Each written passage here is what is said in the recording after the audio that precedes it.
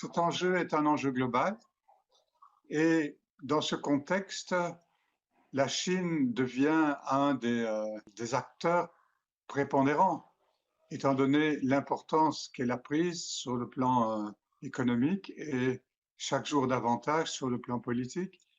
Donc, je pense qu'il y a un rôle fondamental à jouer pour la Chine dans ce qu'on pourrait qualifier la transition écologique.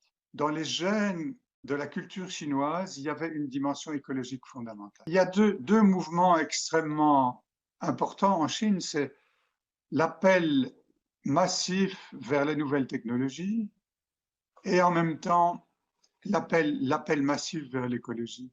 Cette transformation répond vraiment à une politique qui est très claire et on l'a bien vu au cours de ce 20e congrès aussi. On a bien vu à quel point le 20e comité central allait mettre l'accent sur cette dimension-là et moi je m'en réjouis.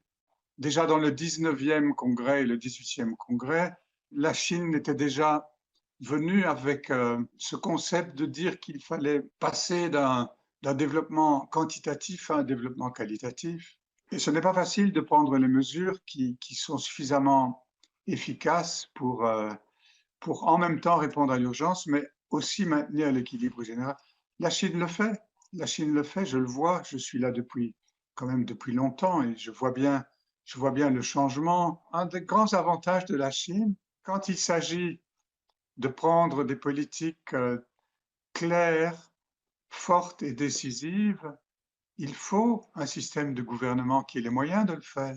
Vous avez un gouvernement qui est capable d'anticiper sur l'opinion publique pour prendre des mesures qui sont dans le long terme et les appliquer. Je pense que la Chine jouera son rôle.